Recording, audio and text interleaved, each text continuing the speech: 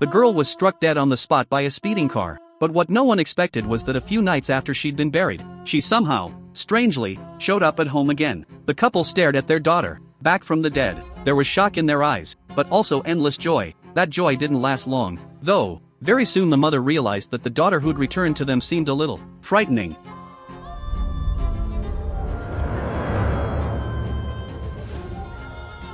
Sensing something was wrong, the mother took up a crucifix and walked toward her, trembling, and the next second, a terrifying scene unfolded right before her eyes.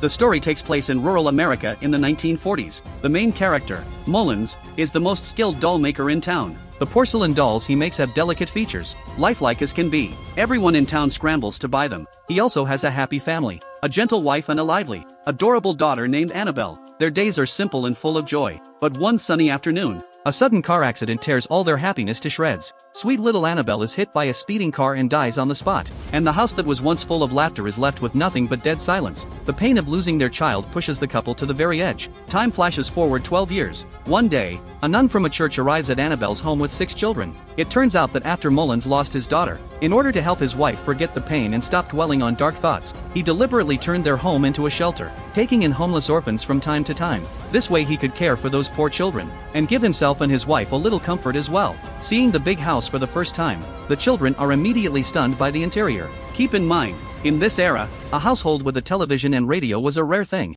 especially for a group of orphans. They excitedly tour the big house, delighted by everything they see. Just then, Mullins interrupts the excited group. Very seriously, he tells them that the small room next to the living room is one place they must never enter, under any circumstances. Then he prepares to take the children upstairs to see the rooms where they'll be staying. The nun calls out to Mullins from behind. She asks him whether a girl named Janice could stay downstairs, because Janice has polio, and going up and down the stairs is very difficult for her. Before she can even finish, Mullins shows them an electric chairlift on the staircase. He explains to the nun that his wife became paralyzed a few years ago, and this was made specially for her. It hasn't been used in a long time, but it still works perfectly. Then Mullins kindly fastens the safety belt for Janice. As the electric chair slowly rises, Janice reaches the second floor without any trouble. The nun and the children follow up after her. The group happily picks out the rooms they like, but Janice's attention is caught by one tightly shut door. Carved into the doorframe are rows of numbers, like marks made to measure a child's height. Curious, Janice wants to see what the room looks like. Locked. Stays away.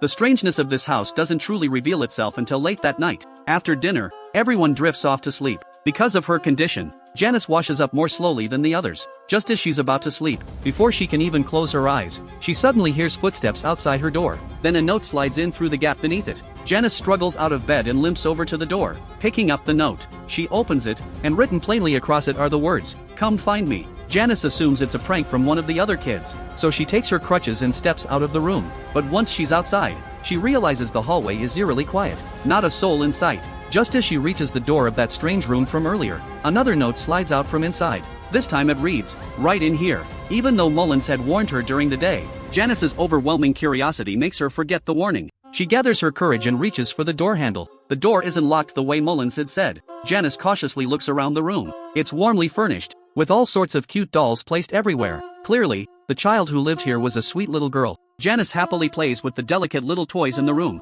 Just then, she spots a key among a pile of them. She glances at a locked wardrobe nearby. The key in her hand seems to fit that cabinet. Carefully, she slides it into the keyhole. The wardrobe really does open. She peeks curiously inside. In the huge cabinet, there's just a single doll. But this doll looks a little different from the others in the room. It looks a bit terrifying. Instinctively, Janice looks into the doll's eyes. The next second, she slams the wardrobe shut in fright. But just as she's about to turn and leave, the cabinet door swings open again on its own, and the sweet doll inside seems to have shifted position. She quickly closes it again and locks it once more with the key. But the moment she's ready to leave, strangely, the cabinet door is pulled open again by some mysterious force. Now Janice is getting scared. She grabs a white cloth from nearby and throws it over the doll's head, then tries to hurry out of there. She doesn't notice at all that, after she turns around, the doll behind her begins to move. And Mullins, still awake outside the window, sees the whole thing. Only now, guilt-ridden, does Janice want to leave. But the moment she turns, she sees that the sweet doll has somehow come to stand right behind her. Terrified, Janice's legs suddenly seem a little quicker. She limps back to her room. At this moment, she still doesn't know just what kind of monster she set loose that night. The next morning, Janice tells the nun everything that happened, but the nun doesn't believe the strange story. Instead, she scolds Janice. They came to Mullins' home because of his kindness in taking them in. She tells Janice she must behave and stop doing things that upset Mullins. Meanwhile, a few of the other children are playing hide-and-seek in another room. One girl, Carol, trying to find a good hiding spot, squeezes into the partition of the stairwell. The moment she crawls in, she spots that sweet doll in the corner behind her, but as she looks closer, the doll suddenly retreats into the darkness at incredible speed. Oh. Found you. Soon night falls again. Bored, the children huddle under the covers, telling scary stories in their room. But as the stories go on, the eerie mood arrives too. The flashlight under the covers flickers a few times, then goes out, and suddenly, the sound of a ringing bell fills the room. Through the blankets, the two sisters see something has come to stand right beside them.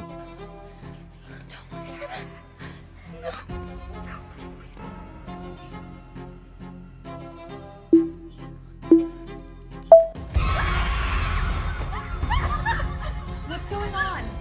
Their screams wake everyone up. Hearing the noise, Mullins rushes over first. The sisters say they faintly saw the lady of the house, but Mullins bluntly tells them his wife has long been paralyzed and hasn't left her room in years. After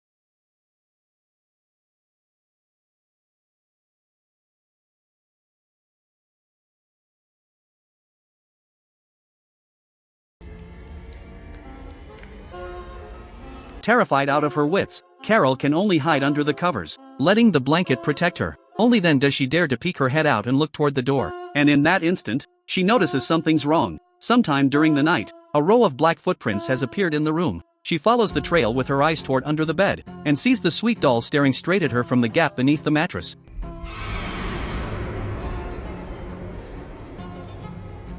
And so, through a night of dread, Carol drifts off into a hazy sleep. The next morning, the nun wheels Janice, who hasn't left her room in days, outside to get some fresh air. Watching the other kids playing in the distance, Janice's anxious heart seems to ease a little, but the next second, her wheelchair jolts violently. Then Janice sees the door of the shed across the way open on its own. The next moment, someone shoves the wheelchair forward, striding quickly toward the shed. Instinctively, Janice tries to look back, but the blinding sunlight keeps her from seeing the nun's face. She screams in terror, but it's already too late.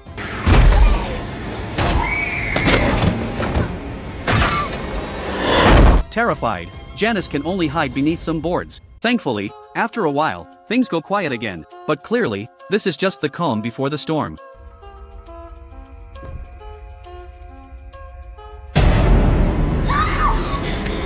Annabelle suddenly appears and seizes Janice, pouring a huge amount of black liquid straight into her mouth. Outside, the nun finally hears Janice's screams from the shed. She rushes inside, only to find Janice sitting unharmed in her wheelchair. Nothing strange about her at all. But Carol, watching Janice nearby, feels deep down that something's off. She's certain there's something wrong with that doll. Everything strange that's happened to her and Janice these past days is very likely connected to it. So she goes to Mullins and tells him everything.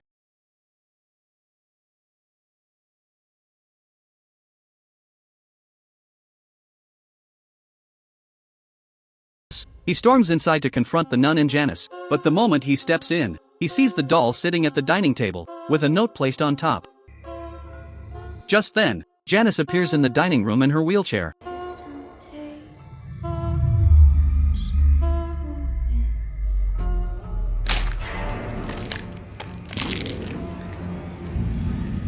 Seeing that Janice seems to have changed, deep fear fills Mullins' eyes. He can only helplessly raise the crucifix in his hand, but clearly, he's no match for the evil spirit before him.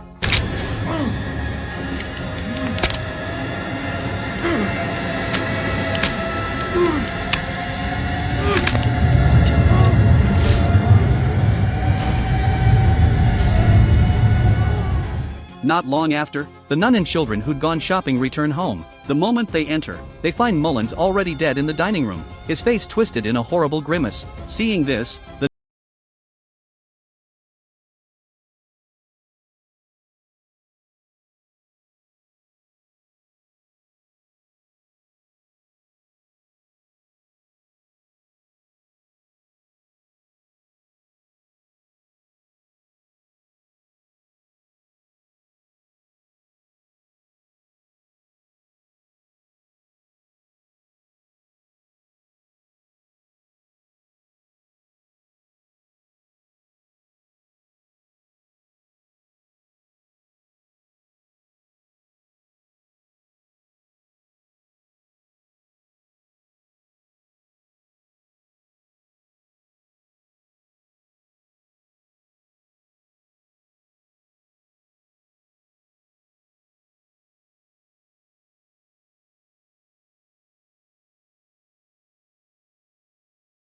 neither of them could accept the reality. Desperate, they began frantically searching for ways to summon the dead. Finally, they found a method. Ignoring all taboos, they called back their daughter's soul and sealed it inside a doll. Before long, Annabelle's figure really did appear in the house. Her speech, her movements, her habits, all exactly like their dead daughter. The couple were overjoyed, believing they had truly summoned their daughter back. Little did they know, this was a monstrous deception by an evil spirit. Soon the lady was the first to realize that what she'd summoned back wasn't her daughter's soul at all, but a demon come to claim their lives. She used a crucifix and saw with her own eyes the spirit reveal its true form. By the time Mullins returned home, his wife's face had already been destroyed by the demon, and driving away a summoned evil spirit is never easy. Mullins could only bring in a priest, who sealed the demon inside the porcelain doll he'd made with his own hands, named Annabelle, then locked it in the wardrobe of his daughter's bedroom, sealed with pages of scripture, trying to hold the demon down for good. They thought this would solve the problem once and for all, and for over a decade, nothing did happen. The couple gradually let their guard down against the demon in the wardrobe,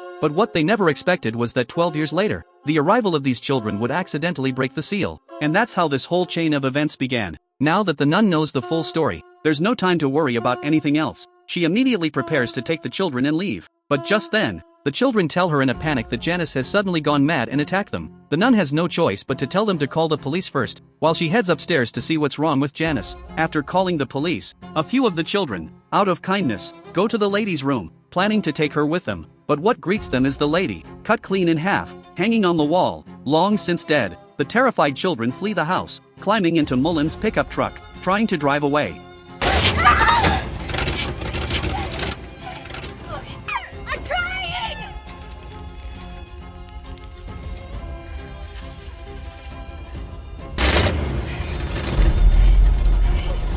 Guys! Guys! Scarecrow. What scarecrow?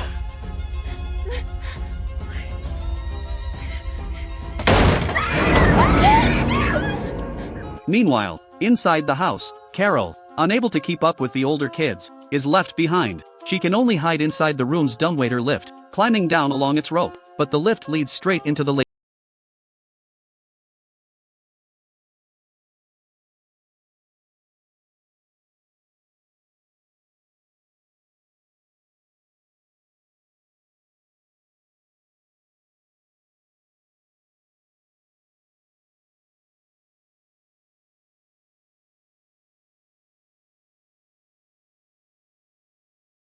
to hide. She rushes into Annabelle's room and hides inside the wardrobe covered in scripture seals, but Janice finds her quickly. You swore that if I found a home, you'd come too. You know what they say about breaking a swear. You go straight to hell. Janice!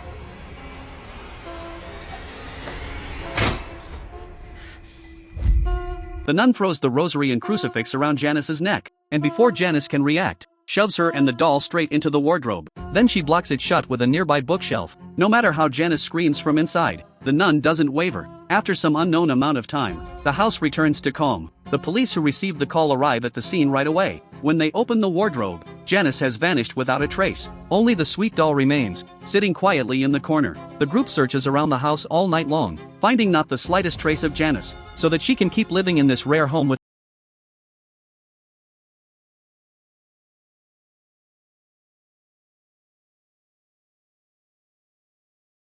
a childless couple comes to an orphanage, hoping to adopt a child, and the child the orphanage recommends to them is none other than Janice, who had vanished all that time ago. I'll introduce you to Mr. and Mrs. Higgins. You must be. Annabelle. The couple still have no idea that their doom is fast approaching. This movie is called Annabelle, and that's where today's story ends. Thanks for watching. See you next time. While the nurse wasn't being watched by the families, she swung her knife at the newborn babies.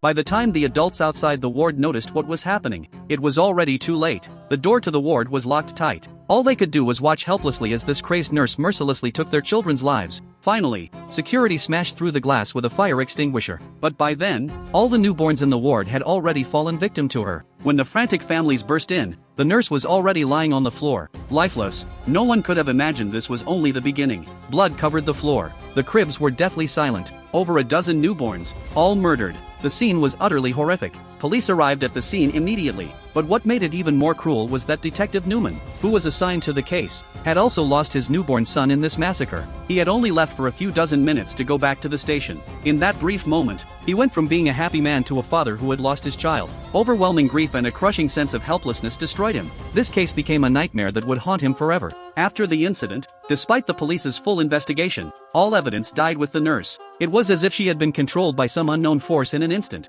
killing purely for the sake of killing. And this bizarre massacre was eventually hastily filed away as an unsolvable mystery case. Time flew by. Years had passed since that nursery massacre. Newman never recovered from the pain of losing his son. This obsession became his inner demon, keeping him trapped in guilt and suffering for years. What was even more cruel was that his wife also died of grief, unable to bear the pain of losing their son. Within just a few short years, Newman's family was destroyed and he was left alone. But he didn't resign or run away. Instead, he actively stayed on the front lines of criminal investigation, obsessively trying to uncover the truth from all those years ago. He never believed in so-called motiveless crimes. He firmly believed there had to be something hidden behind it. But what he didn't know yet was that what he was up against wasn't an ordinary criminal at all. Early one morning, Newman suddenly received a phone call. Another massacre had occurred at a border kindergarten. It turned out that shortly after the kindergarten opened that morning, a boy had climbed over the wall and broken in. He pulled out a gun and opened fire indiscriminately on all the teachers and students in the yard. Gunshots echoed throughout the entire kindergarten.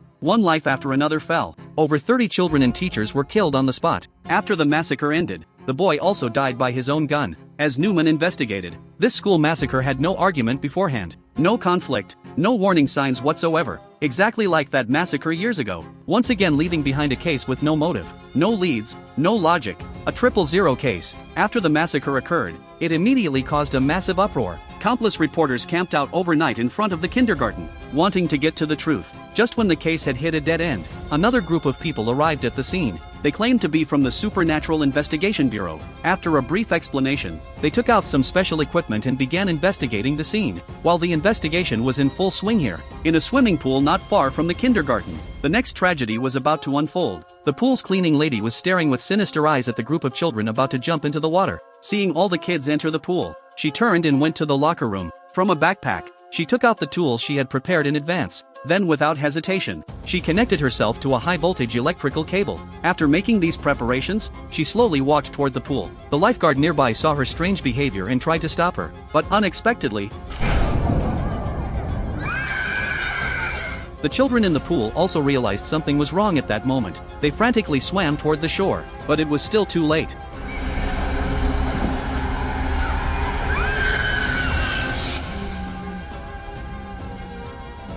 Newman, who received the news, rushed to the scene immediately, looking at yet another indiscriminate massacre. Even Newman, slow as he was, sensed that this case seemed to have countless connections to the recent kindergarten shooting, but this time was different from before. While conducting his investigation, Newman unexpectedly obtained an important clue from a victim's family member. The victim's family claimed that 3 days ago, they had encountered an old man covered in strange runic tattoos. That old man had warned her that something bad was going to happen to her son, and in the coming days, more tragedies would occur. He told her she must protect her child. At the time, the victim's mother had just taken him for a rambling lunatic and paid no attention, but she never expected the tragedy would actually happen. After hearing her words, Newman immediately sent his subordinates to investigate the old man's identity. Meanwhile, the people from the Supernatural Investigation Bureau also had a lead. They called Newman over and told him about their discovery. On the kindergarten wall, they had found a massive handprint. That handprint clearly didn't belong to this world. It looked more like it came from a demon from hell. Hearing the theory given by the Bureau people, Newman couldn't accept this absurd explanation at all. As a staunch materialist detective, he only believed in evidence, logic, and truth. But when the investigator turned on the UV light, and he saw the room full of small handprints, Newman was stunned. Tiny prints all around it. They match our victor's prints. It's like they were trying to escape. This second escape theory claimed that the children's souls, after death, seemed to have encountered an even more terrifying presence. Not only that, they also retrieved audio recordings from the kindergarten surveillance. After analyzing it with professional supernatural recording equipment, they captured a segment of demonic whispers that human ears couldn't hear. They also told Newman that in that nursery massacre years ago, they had captured this same sound. Hearing that strange sound made Newman immediately fall into memories of losing his son. At this time, the investigation into the runic old man also had results. It turned out this old man used to be a priest, but at some point, he began studying black magic. He even tried to summon demons through black magic. Because of this, he was also expelled by the church. What made Newman and the others even more suspicious was that at several of these crime scenes, surveillance had captured footage of him appearing. But finding him now wouldn't be easy, because he had no fixed address and no one knew where he was. So at the suggestion of the Supernatural Investigation Bureau investigator, the group found a psychic medium, trying to locate the old man through spiritual means. But when the woman saw the runes on the old man's body in the photo, she refused to take the job no matter what. She recognized those runes. Those runes were all black magic incantations, containing extremely powerful and evil forces. She couldn't afford to provoke someone like that. At this point, Newman pulled out a stack of files. Seeing that the soft approach wasn't working, he had to go hard. What he was holding was this woman's criminal records over the years. Newman stated bluntly that if she wasn't willing to help them, he'd be happy to send her in for a stay. The helpless woman could only agree. She took out several tarot cards and began divination. But unexpectedly, the cards she turned over one after another all bore symbols of demons. This immediately left her stunned. One of you's gonna die. No la friegue, venimos a que nos dijera algo sobre el sacerdote, no que nos espante.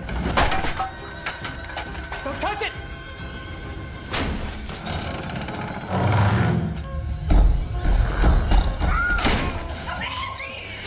Hearing a child's cry for help suddenly coming from upstairs, several people rushed up.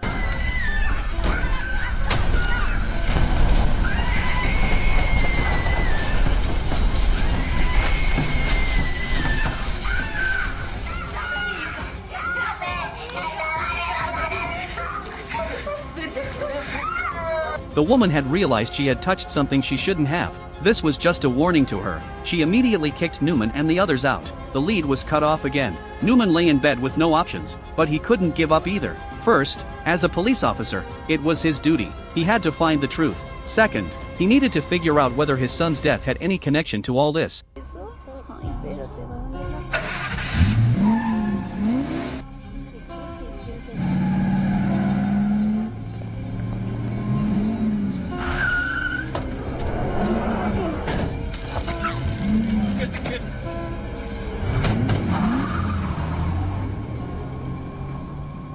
While everyone's attention was focused on this broad daylight kidnapping, a chubby kid with a backpack, completely unfazed by what had just happened, calmly walked into a mall. Then he pulled out a remote control.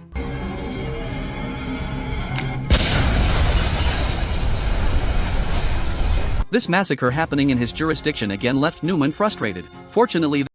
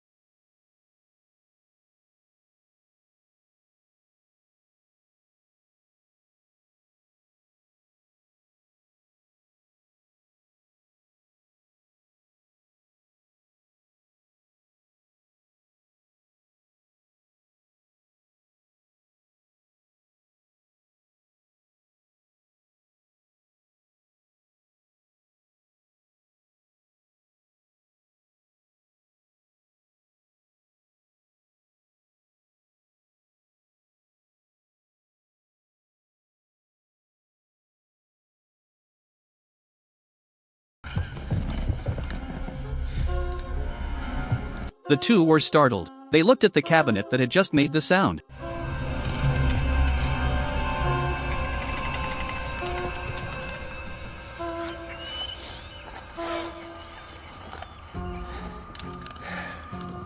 Still cerrado. Yeah, I knew that.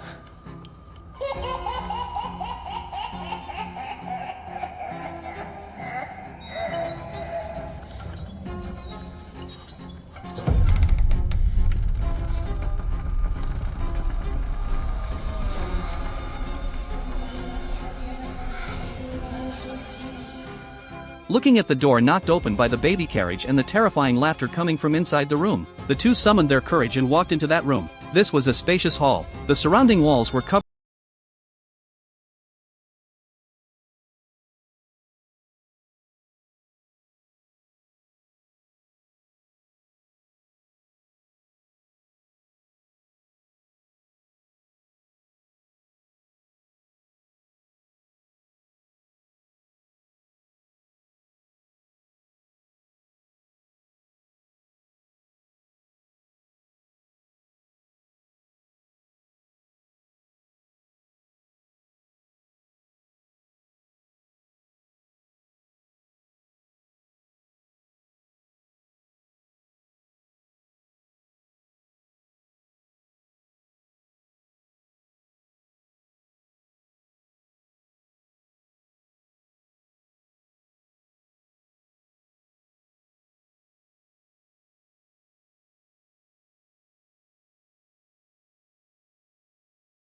was lost.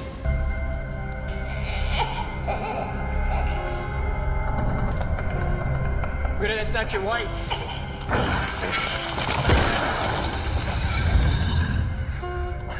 Rita, back inside the circle, please! The investigator's reminder fell on deaf ears, until he lifted the little blanket covering his son and discovered that underneath was actually a withered corpse. He finally snapped awake. Rita, that's not your wife! Come back! Rita, get back inside the circle!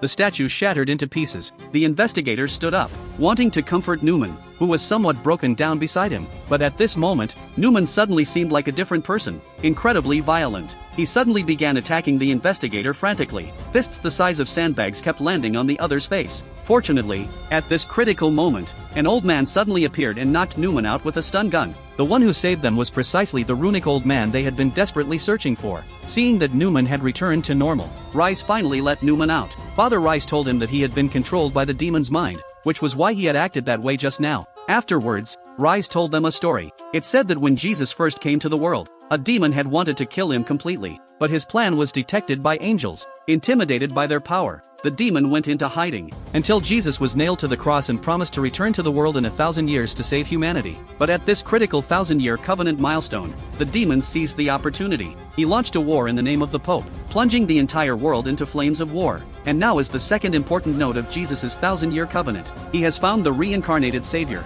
It's that boy he kidnapped. As for the recent cases, they're all the demon's handiwork to eliminate the savior. Now many Orthodox clergy priests in the country have already fallen and turned dark. They know the boy is the sacred reincarnation. As long as he's alive, the demon cannot descend. This 1,000-year plan will also fall short, and the seemingly rebellious Father Rise, who was expelled by the church, is the only one who guards his true heart and protects the light. He was expelled not because he blasphemed the faith.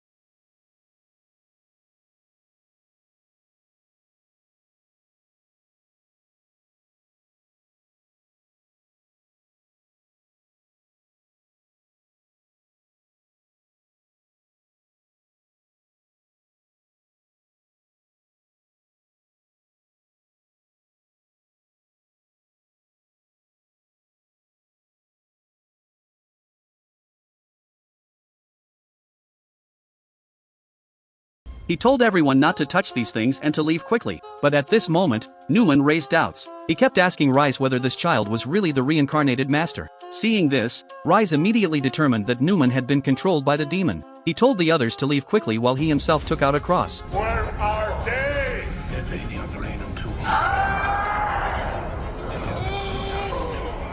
Sure enough, as the incantation from his mouth continued, Newman also knelt on the ground in pain with rolled back eyes. But just then, the surroundings suddenly shook violently. The originally dim lights all went out. The group lit the signal flares they had prepared in advance. Under the glaring red light, an eerie voice came from the passage.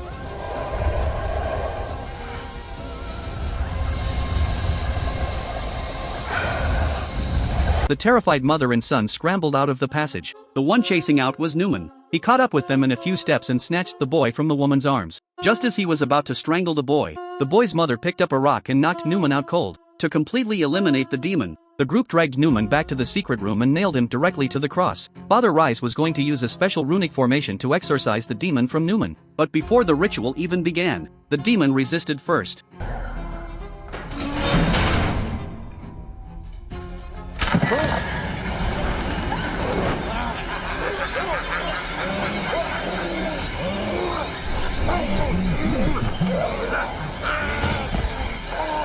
Swarms of scorpions began appearing continuously in the room, crawling onto everyone's bodies. After successfully dealing with several guides, Newman directly pulled out the iron nails from his hands. The next second, he stabbed directly at the investigator. Just as he was about to go on a killing spree, Rice took off his clothes, revealing his body covered in runes.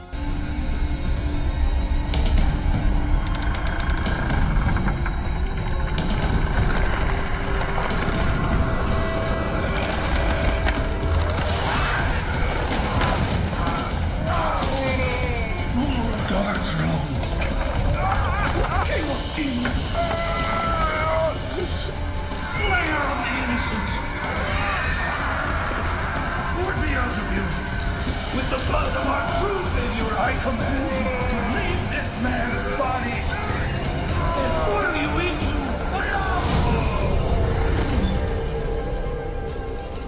The moment the incantation was completed, the demon also entered Rise's body. He knew the demon's power was too strong to completely seal the demon and end the 1,000-year sacrifice. He actively gave up himself, using his soul as a prison, his flesh as shackles. He forcibly imprisoned all the demon's power, enduring extreme pain and suppressing the demon's struggle to break free. At the last moment before his consciousness completely fell, he used his last sacred power to seal himself along with the demon Beelzebub inside him into an ancient sacred sarcophagus. Before long, everything calmed down. Newman also regained his consciousness. Fortunately, the investigators still had a breath of life. They wrapped those who hadn't survived in white cloth. Then they found a bundle of dynamite in the secret room and completely buried this sinful place underground. Afterwards, the investigator went to the Vatican and told the Pope about the reincarnated master. And Newman, after experiencing this series of events, gradually let go of the obsession in his heart and took on the responsibility of protecting the reincarnated master and his mother. This film isn't just a low-grade horror film relying on gore and terror for attention. It has its own sense of destiny and tragic core.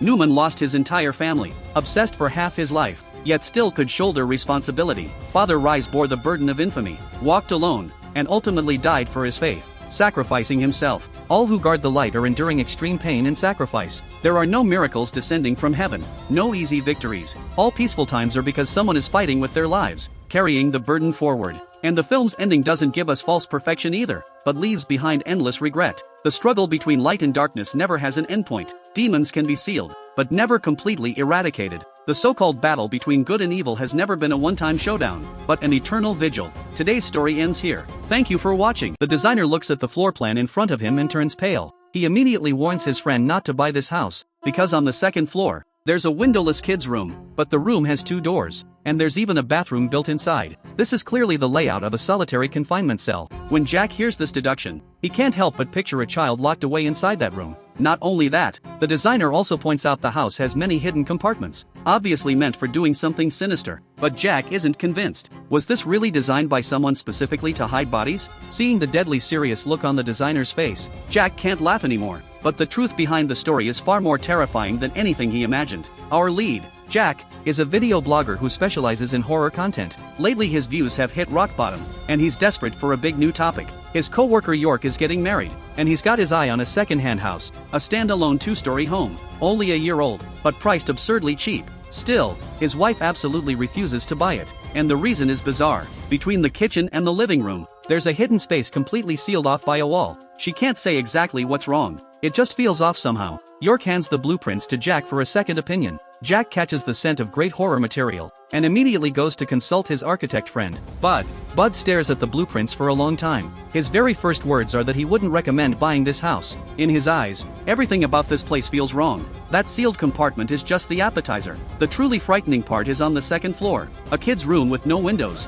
2 doors, and its own bathroom. Eating, drinking, everything can be handled inside. Lock the door, and the child has no way out. What kind of parents would build their child's room like a prison? Bud's theory is that the previous owner had an extreme need to control their child. This room was made to imprison the kid. Jack's professional instincts kick in, and his mind automatically conjures up an image of a child locked away in a dark room. He isn't scared off. Instead, it's like he's struck gold. A house this creepy, turned into a video, would definitely go viral. The next day,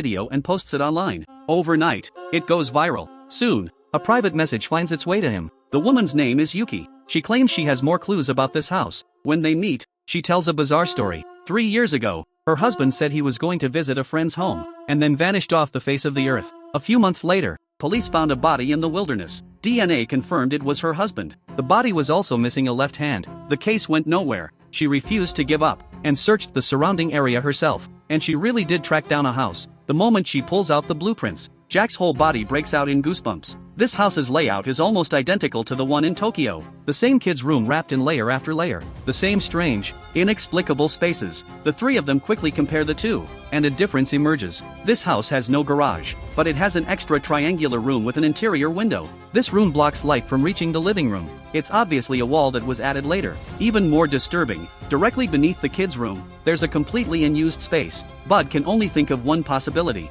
a basement. With no garage to move bodies, the corpses still need somewhere to go. This basement buried in the belly of the house is a body storage room the designer deliberately set aside. The same design logic: 2 murder houses, 2 dismemberment cases, both missing a left hand. This can no longer be explained away as coincidence. That night, Jack is organizing footage in his studio, when suddenly his computer screen starts flickering without warning. Then the entire room plunges into darkness. Jack's heart lurches, and he quickly grabs a flashlight to look around.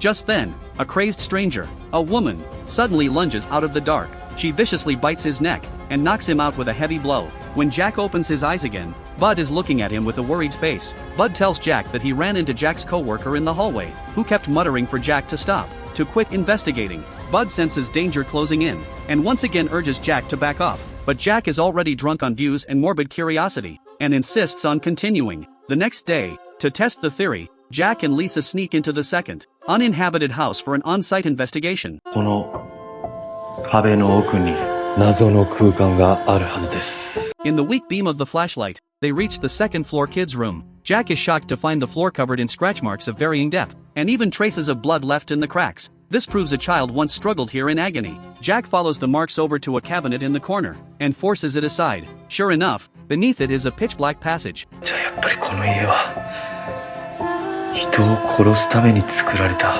Just as Jack is about to look deeper, Bud's call suddenly comes through, and in a terrified voice, he says the victim was actually never married. The woman calling herself Lisa is lying, and her reasons for getting close to Jack are anything but innocent. He has to leave immediately. A chill runs down Jack's spine. He jumps up, only to find Lisa has vanished at some point. But the next second, the girl silently reappears behind him, head tilted, staring at him with a creepy look in her eyes. Jack is scared out of his wits. He screams and rushes out of the house, loudly begging a neighbor lady nearby for help. Seeing this, the girl offers no explanation. She turns and quickly leaves the scene. That night, Lisa comes to Jack's door to apologize, and confesses the whole truth. She admits she isn't the victim's wife, but the younger sister of Anna, the house's former lady of the house. In tears, Lisa recounts the secret she's carried for years. When she was in high school, her father died in an accident. Her mother later found a stepfather with an extreme need for control. For years, he surveilled and psychologically abused the sisters. Her older sister, Anna, couldn't endure this suffocating life,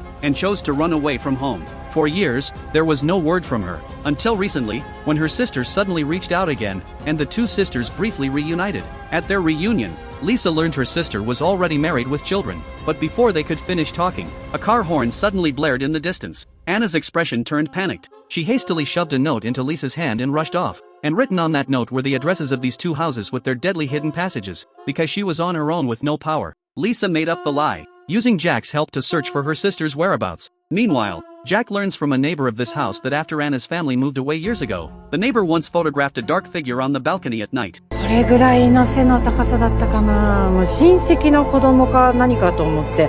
The photo shows the dark figure's face is identical to the crazed woman who attacked Jack. Based on the clues and photos, Bud pieces together a timeline. 4 years ago, Anna's family lived in Kigo County. Because she was pregnant with a second child, they added that triangular room to the living room. 2.5 years ago, the family moved to the house in Tokyo. In the photo, besides the adult woman, there's another child. This means Anna had 2 children, and the recent severed hand murders must be connected to Anna's family. 差し詰め殺人一家ということでしょうか？栗原さん、To get to the bottom of all this, they decide to travel to Lisa's hometown to investigate. But when they find Lisa's mother, the mother is evasive the entire time, always dodging the key questions. She even warns Lisa that her father's death back then was no accident, and digging further will only bring down disaster on them. Seeing she can't get any answers, the mother finally hands over a diary her father left behind, but the contents have been deliberately smeared and destroyed. No useful information can be made out of it. But at this point, Jack, chasing views and the truth, decides to personally travel to the remote ancestral home to investigate. Bud, however, having grown suspicious, turns back alone, returning to Lisa's mother's house. Ignoring her attempts to stop him, he forces his way inside, and in the end, in a hidden cabinet, he discovers a terrifying ritual mask and a large quantity of hallucinogenic drugs. It turns out the crazed woman who attacked Jack that night was Lisa's mother. Under Bud's interrogation, the mother finally reveals a family secret buried for over 100 years. Their family is called the Katajira, once a prominent, distinguished clan in the area. But in the Meiji era, the head of the household at the time fell in love with a maid in the house, and got her pregnant. When his lawful wife found out, she was consumed with rage, and tormented the maid endlessly, causing her to miscarry. Before she died, the maid laid down a vicious curse. Every male descendant born into the family would be born missing a left hand. Soon after, the curse came true. The family's descendants died off one after another under bizarre circumstances. The panicked family called in a medium to seek a way to break it. The medium then proposed a bloody ritual called the left hand offering. The family must select a boy of legitimate bloodline, and from birth, imprison him in a place that never sees sunlight.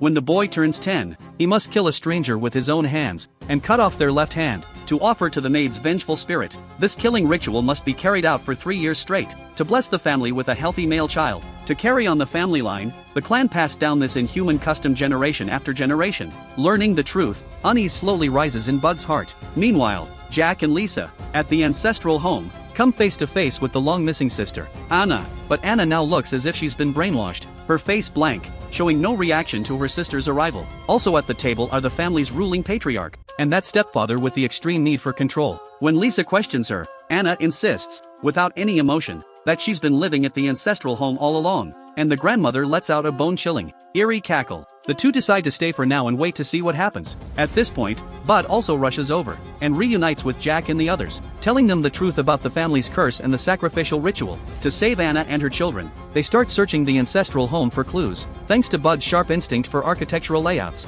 Jack discovers, behind the ancestral home's Buddhist altar, a secret passage leading underground. Following the dark, damp passage deeper and deeper, the sight before them stuns them. The stone cavern is piled with countless withered human hands the family has collected over the years. At the center of the altar sits the maid's memorial tablet, and beneath it are 2 hands from past offerings. But the third spot is still empty, meaning this year's offering hasn't been completed yet. Then, in a cage deep in the cave, they see a small boy wearing a mask. They guess he's this generation's designated sacrifice, named Momo. Just as Jack tries to document all of this with his camera, the stepfather ambushes him from behind, knocking him out with a wooden club. When they wake again, they find themselves locked in the dungeon alongside Anna and her husband. Facing this dead end, Anna and her husband finally reveal the real reason they built the murder houses. It turns out they were truly in love. Her kind-hearted husband couldn't bear to let his wife carry the curse alone, and resolutely joined this family. The family handed over that imprisoned adopted son, Momo, for them to raise, forcing them to complete the offering. But the couple couldn't bring themselves to make an innocent child into a killing tool, so they took a huge risk and fled the ancestral home with Momo, building those houses with hidden rooms in the city. But the purpose wasn't to kill, it was to hide the child, to escape the family's pursuit. The earlier severed left-hand murder happened because one of their neighbors suddenly died of a heart attack. With no other choice, the couple took the dead man's left hand to satisfy the family. But despite everything the couple tried, the family eventually saw through their lies, dragged the family back to the ancestral home, and used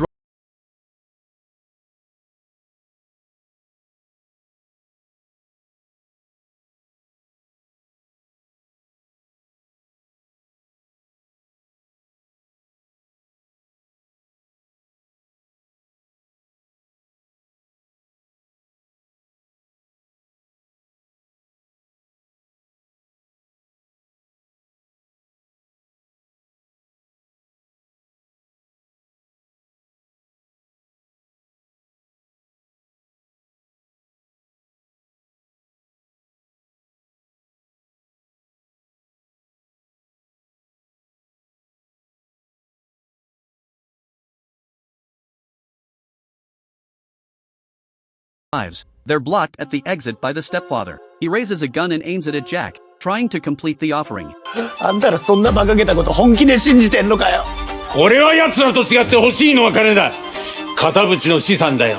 At this critical moment, the gravely wounded grandfather suddenly appears, kills the stepfather with a single axe blow, and cuts off his left hand on the spot. It turns out the old patriarch had long seen through the stepfather's ambition to seize the family fortune for himself. In his eyes, completing the offering and continuing the family line mattered more than anyone's life. Taking advantage of the family's infighting, Jack and the others finally escape the ancestral home. They look back, and a raging fire is swallowing the entire sinister building, destroying a century of sin along with its inhuman curse. After it's all over, Jack, exhausted in body and mind, gives up the idea of turning this experience into a viral video. He chooses to bury the secret in his heart forever. Afterward, in the ruins of the ancestral home, police discover a large number of charred bodies. Anna also voluntarily confesses to the police how she removed the left hand from Mr. Hirano's body, but it seems things aren't completely over. At the end of the film, Lisa accidentally overhears a chilling exchange between her mother and sister. もうすぐよね。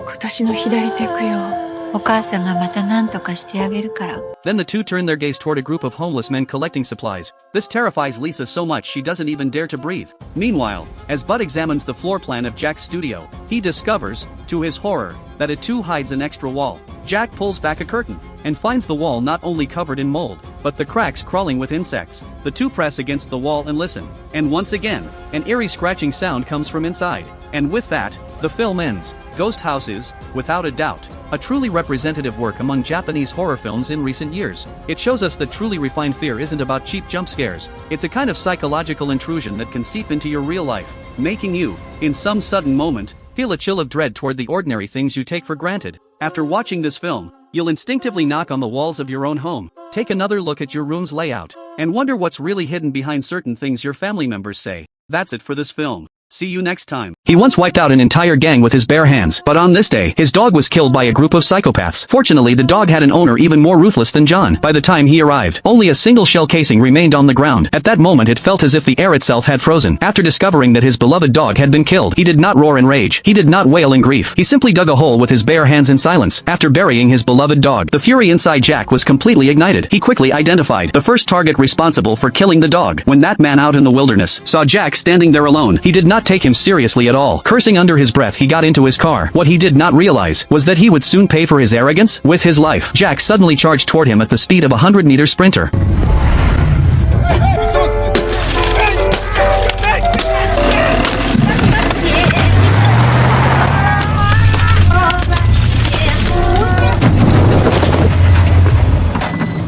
But just after the man had shaken Jack off the car and was feeling smug about it, he discovered that Jack was completely unharmed, standing motionless in front of the vehicle.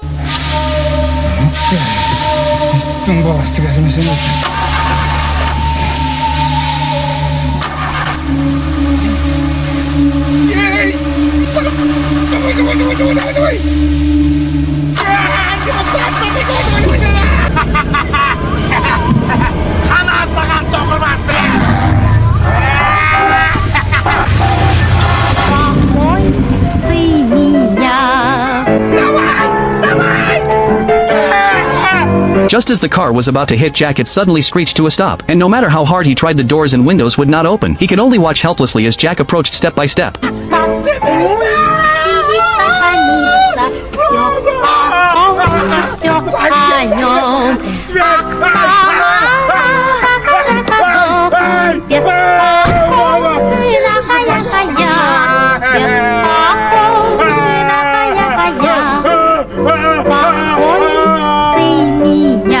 By the time his companions arrived at the scene, they saw the horrific sight before them, and one of them fainted on the spot from terror. Until the moment they died, they could not understand it. They had merely killed a dog on a whim. None of them knew who they had actually offended to provoke such ruthless vengeance. When one of the attackers managed to escape and went looking for help, he thought he had finally been saved, but he was accidentally knocked unconscious with a stick.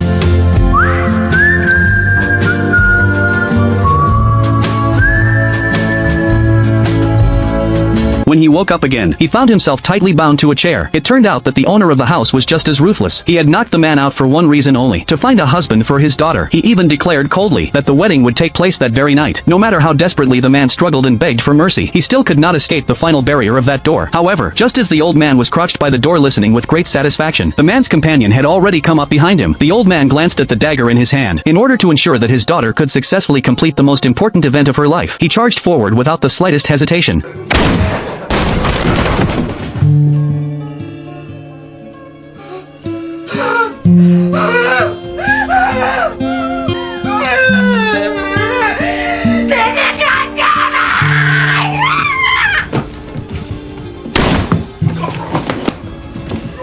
The companion killed 2 people in a row. The fat man nearby, witnessing the bloody scene before him, almost vomited on the spot. Holding back his nausea, he rushed outside and began throwing up, but he never noticed that Jack had silently appeared behind him. The fat man had just turned around. He had not even realized what was happening before Jack cleanly slit his throat with a dagger. When the companion inside the house sensed that something was wrong, Jack was already charging toward him. In his panic, he accidentally shot his own companion in the foot. He himself was sent flying by a kick from Jack. His kidney was impaled directly onto an iron rod protruding from the wall, and he passed out from the shock. Afterward, Jack carried another companion straight back home, but the moment he stepped through the door, he immediately sensed that something was wrong inside the house. At that very moment, the bald man hiding behind the wall was already frozen stiff with fear, not even daring to breathe.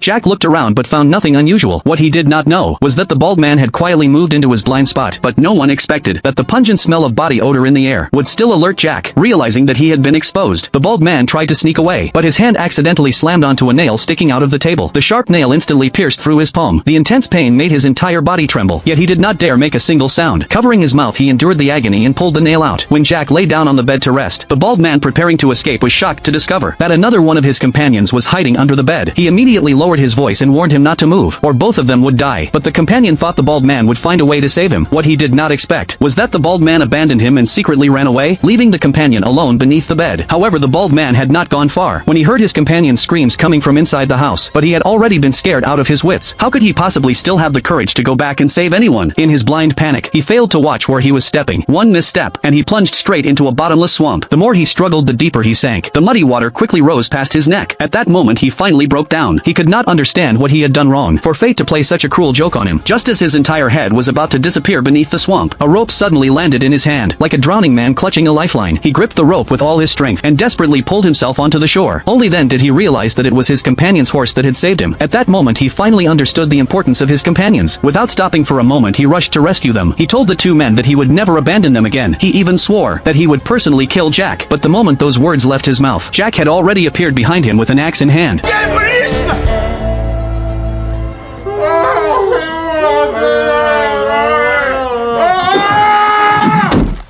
While Jack was dealing with the bald man, the 2 companions who had been tied up quickly untied the ropes around their bodies. The bald man was thrown directly toward them. The 3 men stared at Jack, grabbed whatever objects were nearby, and began smashing them at him frantically. But their resistance only enraged Jack even further. The 3 attacked together, yet they were still no match for him. After only a few exchanges, Jack knocked all 3 of them to the ground. Just as Jack raised the axe to put an end to everything once and for all, an unexpected twist occurred.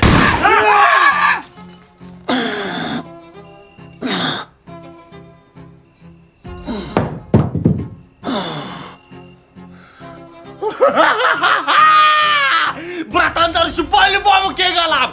До конца! The man whose kidney had been pierced by the iron rod earlier had not died after all. Enduring excruciating pain, he forcibly pulled the iron rod out of his body. Then he grabbed a red-hot metal spoon and pressed it hard against his wound to stop the bleeding. At that moment, he was determined to make Jack suffer twice as much pain as he had endured. However, just as he prepared to fire a second shot, the gun suddenly jammed. Watching Jack advance toward him step by step, he had no choice but to fight him hand to hand. But even though Jack had just been shot, he was still no match for him. And during the violent struggle between the 2 men, the gun suddenly discharged by accident. The bullet struck a gas cylinder nearby with perfect accuracy. The pungent smell of gas instantly spread throughout the entire cabin. Jack seized the opportunity and wrapped a belt tightly around the man's neck. At this critical moment, the companions quickly grabbed a rope and restrained Jack. Working together, they tied him firmly to a wooden pillar inside the cabin. As the men smelled the gas filling the room, a bold idea immediately formed in their minds. They decided to blow both Jack and the cabin to ashes. Then, one of them lit a cigarette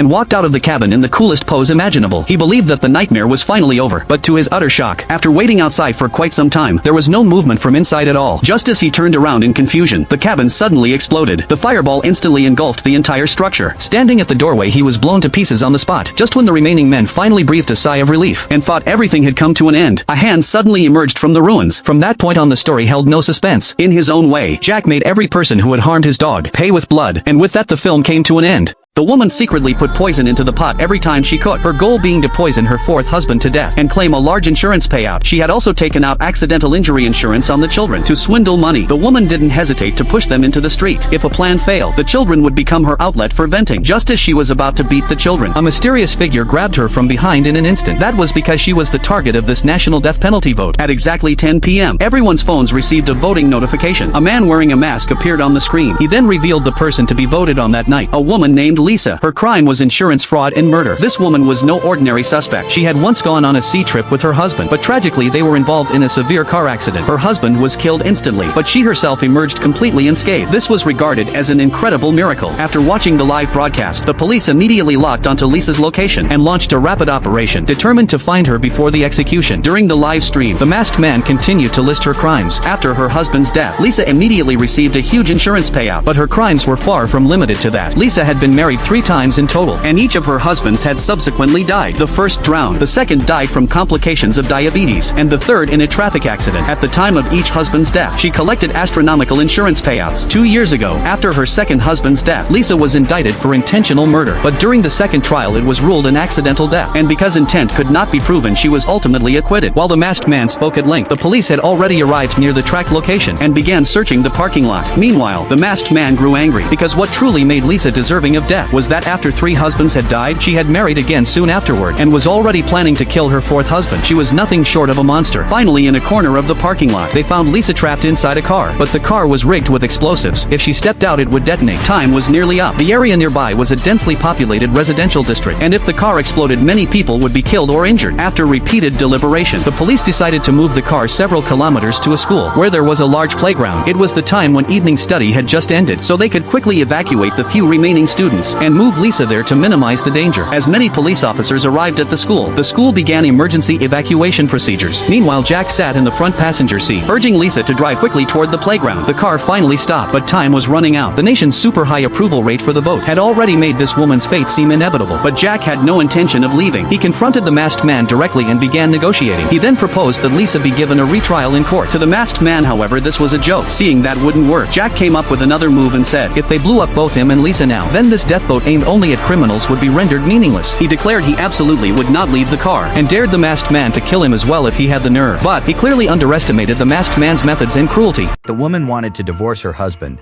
but her husband, who held absolute power, refused to let her go. That day she followed her usual routine and went swimming, then to the sauna to relax. But the moment she closed the door, the latch behind her suddenly locked itself. The temperature inside the sauna began to rise uncontrollably. The woman panicked instantly, realizing it was all a trap carefully designed by her husband Henry. She fell to her knees and kept begging for mercy. I'm not playing this game. Please, honey.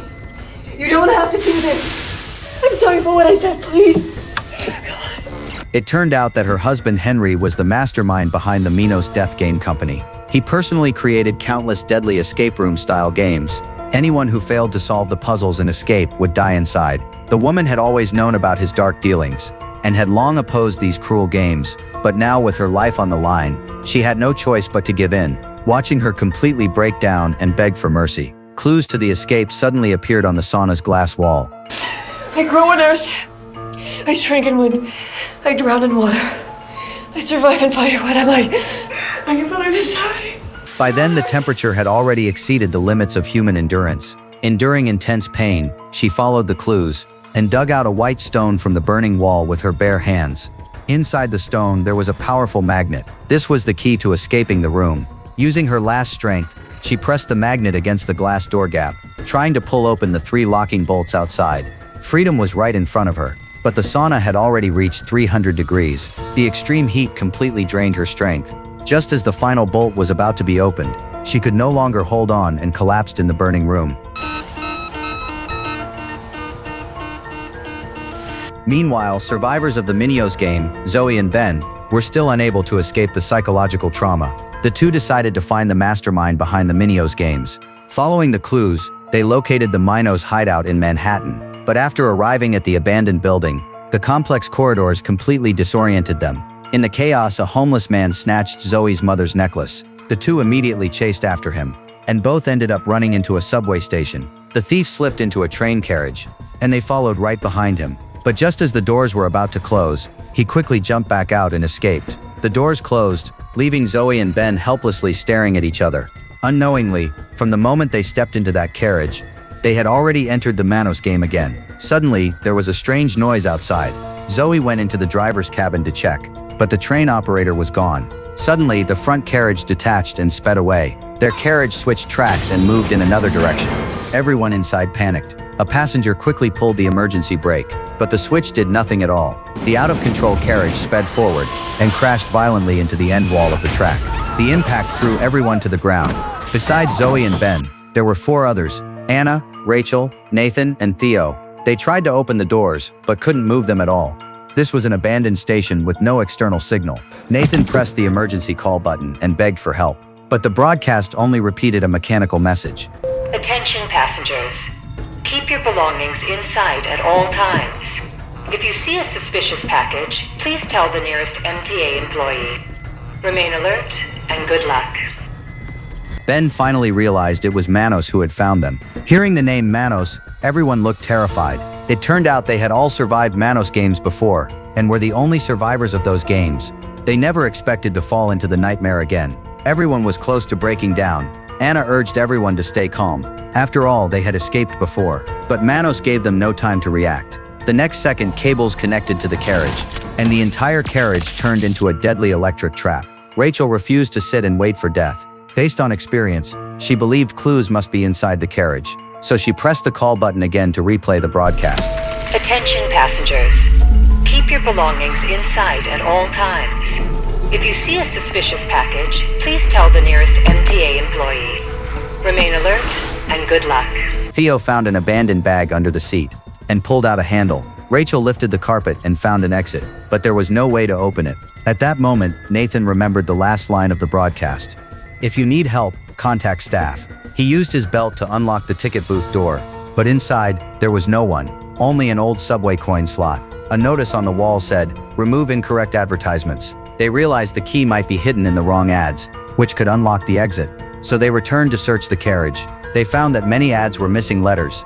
Okay, C, E, they're trying to spell something out. Zoe then noticed something. There were exactly 26 hand straps in the carriage, matching the 26 letters of the alphabet. She guessed they must match missing letters to the straps. She was right. A brutal escape game began to unfold. On one side was Henry, a cold-blooded mastermind who treated lives as entertainment, who would not even spare his own wife. On the other side were survivors who had narrowly escaped before, forced once again into a desperate fight for survival. No one can truly escape Minos. This death game has never had a real winner.